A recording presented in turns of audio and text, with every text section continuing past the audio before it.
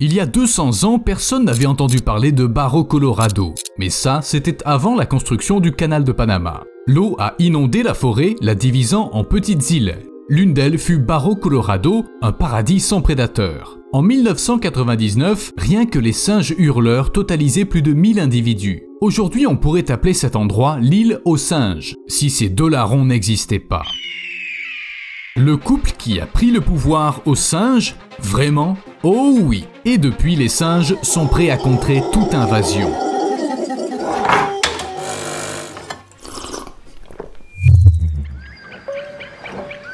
Voici un spectacle qui hante encore les animaux de l'île de Barro Colorado dans leur pire cauchemar. Les scientifiques ont un jour décidé de faire venir 2 harpies féroces d'Amérique, d'énormes oiseaux qui chassent dans les forêts. Ce sont des prédateurs redoutables, caractérisés par leurs serres gigantesques, leur bec puissant et leur menu très varié. Elles chassent principalement les paresseux, les singes, les porcs-épics, les fourmiliers, les iguanes et les opossums. Mais il leur arrive aussi de manger d'autres oiseaux. Les harpies ne rechignent pas non plus à dévorer des cerfs ou même des loups.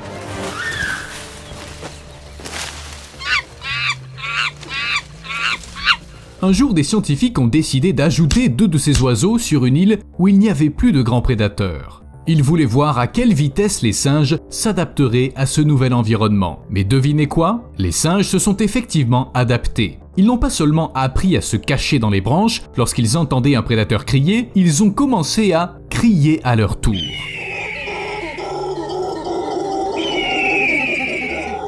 Les hurleurs femelles et leurs bébés se planquent dans les buissons denses, tandis que les mâles adultes s'éloignent du groupe et se mettent à crier très fort. Comme s'ils voulaient dire « Si vous attaquez, on va dire à toute l'île ce qui s'est passé l'été dernier. » Enfin un truc du genre. Mais la technique du cri fonctionne. Lorsque les victimes restent vigilantes, les harpies interrompent leur attaque ou passent à une autre cible. Mais ne commencez pas à me dire que les primates ont battu les aigles parce qu'ils sont plus intelligents et blablabla. Les oiseaux de proie sont assez intelligents pour développer leur propre stratégie, comme le pithecophage des Philippines par exemple. Ces géants ressemblent beaucoup aux harpies, mais ils vivent dans une autre partie du monde. Peut-être que si les 2 espèces étaient apparentées, l'aigle des Philippines partagerait ses secrets de chasse, parce qu'ils ont une façon de faire plutôt cool. Les aigles se mettent parfois ensemble pour attaquer des troupes de singes. Un oiseau se place à proximité pour distraire les primates et permet à l'autre d'attaquer par derrière et en douce. Bon, c'est pas vraiment une nouvelle stratégie. De nombreuses espèces d'oiseaux de proie l'utilisent.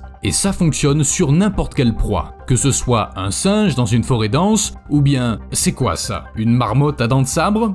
Ok, c'est simple. Pendant que la proie surveille un aigle, prête à s'enfuir à tout moment à son approche, son partenaire de chasse frappe dans le dos par surprise. Quel est le secret d'une adaptation aussi rapide? Après tout, ils auraient pu simplement changer de régime alimentaire ou mourir tristement par manque de nourriture. Ah, pas le pithecophage des Philippines, parce que ces oiseaux s'entraînent toujours à l'avance. Quand ils sont encore adolescents, les oiseaux attaquent des objets inanimés juste pour s'exercer, pour entraîner leurs réflexes qui leur seront très utiles quand ils chasseront réellement. Et peu importe l'espèce à laquelle la proie appartient ou la résistance qu'elle oppose, le prédateur sera prêt à tout. Lors de leur entraînement, les pithecophages des Philippines se suspendent même la tête en bas pour exercer leur sens de l'équilibre. Vous avez maintenant compris qu'on avait affaire à un rapace supérieur, intelligent et très rusé. Mais je me pose une question, pourquoi des singes? Eh bien, comme c'est généralement le cas avec l'évolution, c'était un accident, mais un accident assez logique. Le pithecophage des Philippines est un adaptateur qui chasse ses proies en fonction de leur niveau d'abondance et de la facilité à les attraper. C'est-à-dire que s'il y a beaucoup de singes dans le coin, il ne va pas se laisser mourir de faim parce qu'il veut à tout prix un lapin pour le dîner. Il mangera le premier truc qui tombe sous ses serres. Pour s'adapter à la chasse dans la forêt, il a dû se doter de pattes plutôt longues et raccourcir considérablement ses ailes. On dit que pour leur poids et leur taille, les pithecophages des Philippines auraient pu avoir des ailes plus grandes, mais elles se seraient accrochées aux branches, ce qui aurait entravé leur vol. Et d'ailleurs, quand je disais que les serres de ces oiseaux sont énormes, je ne plaisantais pas. Elles peuvent mesurer jusqu'à 13 cm de long et dépasser la longueur des griffes d'un grizzly. Vous savez, s'il y avait un combat entre un grizzly et un pithecophage des Philippines, je réfléchirais bien sur qui parier. Et je serais pas du tout surpris si rien ne pouvait sauver le grizzly. Les hurleurs ne sont aidés que par leur capacité à crier sur environ 5 km. Mais que font les autres victimes des oiseaux de proie? Est-ce que eux aussi ils entraînent leurs cordes vocales? Ou ils devraient chercher une île isolée que les scientifiques n'ont pas encore explorée? Les gibbons ont trouvé quelque chose de plus intéressant. Ils se défendent avec une chanson.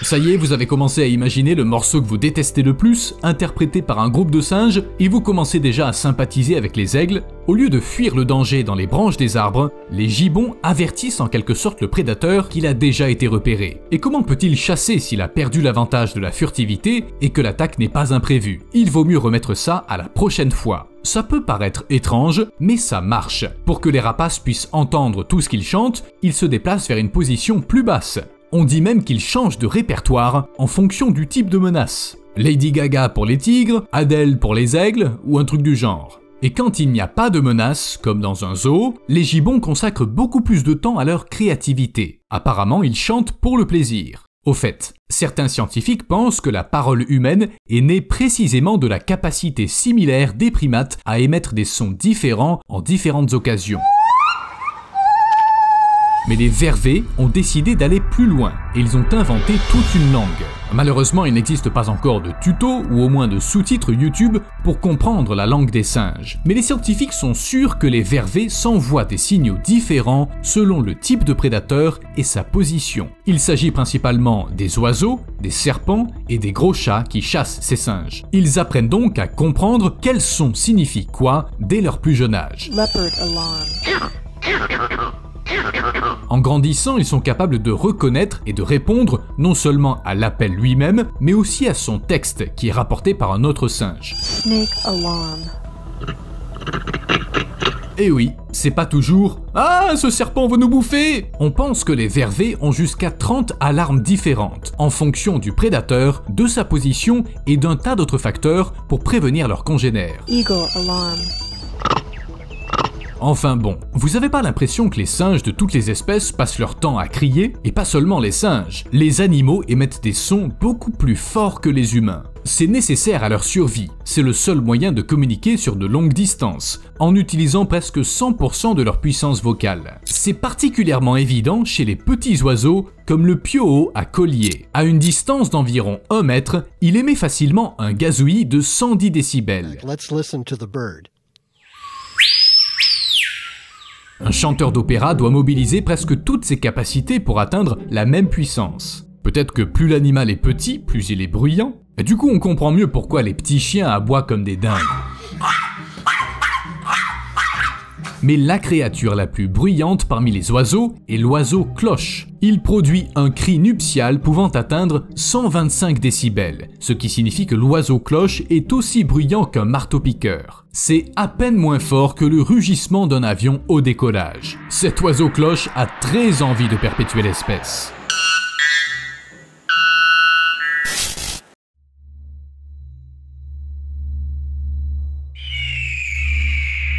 Les aigles se retrouvent souvent au sommet de la chaîne alimentaire. Ils sont tellement puissants que presque personne ne peut les vaincre. Mais il existe une créature, et elle est dans le champ en ce moment même. Vous la voyez? Peut-être ici? Ou là? Bon, en fait, vous pouvez pas la voir à cette distance parce que l'ennemi des aigles, c'est les poux. En fait, de nombreux animaux sauvages et domestiques ont des poux, et personne n'est enchanté de cette cohabitation. Pour un oiseau, se débarrasser des poux est assez difficile. Mais il y a un moyen, les oiseaux prennent le soleil. Ils déploient leurs ailes et se couchent au soleil, même s'il fait très chaud. Certaines espèces le font pour se réchauffer après la nuit ou pour sécher leurs plumes, mais la lumière du soleil les aide aussi à se débarrasser des parasites qui vivent sur leur peau et sur leurs plumes. Même 10 minutes de bain de soleil réchauffent suffisamment leurs plumes pour tuer les insectes. Mais si vous restez au soleil plus longtemps... It looks like he's just facing the wall. It looks like he's done something wrong. Il faut pas trop en faire, car la lumière du soleil peut non seulement aider, mais aussi détruire. Et je parle même pas des processus à l'échelle planétaire. Une lentille suffisamment puissante par une journée ensoleillée peut transformer un rocher en lave. Maudite pierre! Mais si les oiseaux apprennent à utiliser la lumière du soleil à leur avantage, pour certains singes, la chaleur équivaut presque à la mort. Et c'est pas seulement qu'ils ne supportent pas bien les températures élevées. Pour se rafraîchir, certains doivent aller à l'eau, dans les grands espaces, et cette situation risque de mal se terminer. Un singe fatigué par la torpeur, le manque d'abri, la nature a doté les oiseaux d'une meilleure thermorégulation. En plus, ils passent beaucoup de temps en l'air, où les courants évacuent l'excès de chaleur. Je ne dis pas bien sûr que tous les aigles sont capables, comme Fume Sec, de renaître de leurs cendres, mais... Au fait, il a justement été inspiré de la harpie féroce. Revenons maintenant à l'île de Barro Colorado du début de la vidéo. C'est maintenant un sanctuaire, et les singes hurleurs ne sont plus menacés. Mais est-ce que c'est vraiment une bonne nouvelle ? Bien sûr, c'est plutôt sympa de ne pas être obligé de crier tout le temps pour éviter de se faire manger, mais des conditions trop confortables peuvent parfois conduire à l'extinction. Le dodo ne vivait que sur l'île Maurice, et là, il n'avait personne à craindre. Pas de vrais prédateurs, un paradis. Et puis les humains sont arrivés sur l'île Maurice. L'absence de crainte pour les humains et leur incapacité à voler ont fait du dodo une proie facile. Avec l'arrivée de l'homme, les animaux domestiques ont également fait leur apparition, et les dodos n'ont tout simplement pas pu faire face à la concurrence. Oui, ça peut paraître absurde, mais les prédateurs sauvent les animaux de la mort. A plus!